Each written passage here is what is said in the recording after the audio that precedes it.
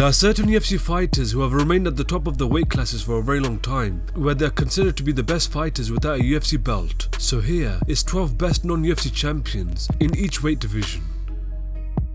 Number 12. Joanna Jędrzejczyk was the long-reigning UFC Women's Strawweight Champion who was able to defend the title 5 consecutive times in a dominant fashion. She was able to use her high-level Muay Thai skills to completely overwhelm her opponents and just looked untouchable. She recently faced Rose Namajunas at UFC 217, where she would lose by TKO in the first round, losing her title. What she has been able to accomplish in a short amount of time is incredible, where it will be interesting to see how she progresses in her future fights.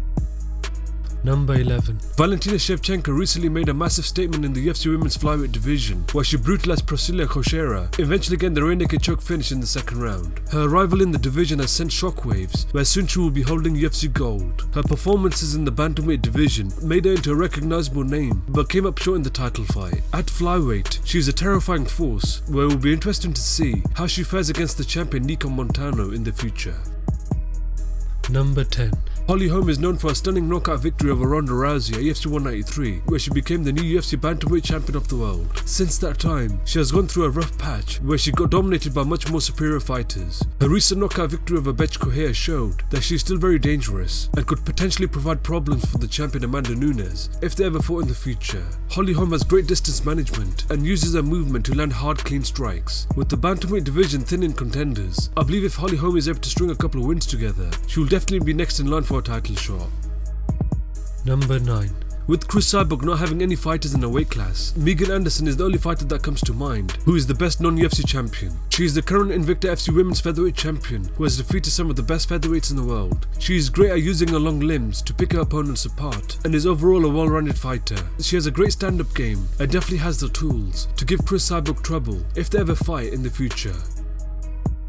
Number 8. Joseph Benavidez has defeated all of the flyweights in the weight class, but has struggled to defeat champion Demetrius Johnson on 2 separate occasions. Both fighters first faced each other at UFC 152, where Demetrius Johnson would win the fight by unanimous decision. In their second fight at UFC on Fox 9, Demetrius Johnson would win the fight by knockout in the first round. With 2 losses only to the champion, Joseph Benavidez has put together an impressive 6-fight winning streak, where if he keeps winning, the UFC will have no choice but to grant him a 3rd title shot.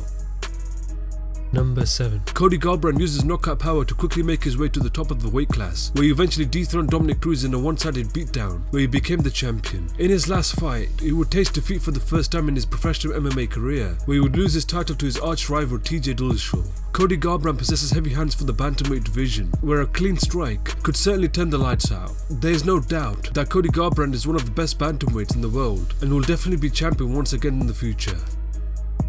Number 6. Frankie Edgar has always remained on the top of the featherweight division for a very long time, but has come up short on winning UFC gold on 2 separate occasions. He lost his first title fight to Jose Aldo at UFC 156 and lost another title fight to Jose Aldo again at UFC 200. Apart from that, Frankie Edgar has defeated all of the featherweights in his path to earn a 3rd crack at UFC gold. At the age of 36, Frankie Edgar is still performing at the highest level, where it is amazing to see him defeat younger guys in a dominant fashion.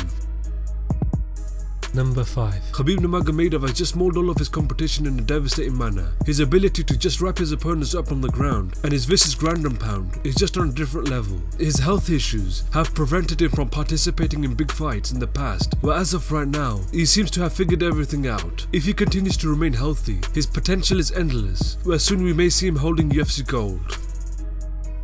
Number 4. Rafael dos Anjos has looked like a dominant force since moving up from the lightweight division, where he has put together 3 stellar performances against Tarek Saffiedine, Neil Magny and former champion Robbie Lawler. Rafael dos Anjos' champion experience has helped him transition his skills very well at 170 pounds, where he seems to be very comfortable in the weight class. He has proved that he is a threat in the welterweight division with his well-rounded skills, where it will be interesting to see how he does against the champion Tyron Woodley in the future.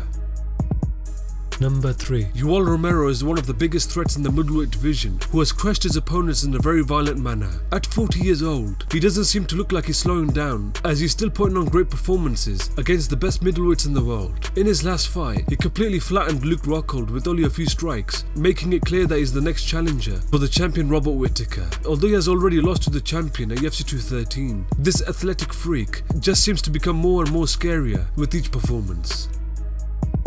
Number 2. Alexander Gustafsson has remained at the top of the light heavyweight division for a very long time, but has come up short both times in his title fights. He lost a close fight to John Jones at UFC 165 and another close title fight to Daniel Cormier at UFC 192. Alexander Gustafsson possesses great stand-up skills and can hang with any of the top light heavyweights in the UFC. He definitely has the tools to become the champion, where he is 1 or 2 more wins away from securing himself another title shot.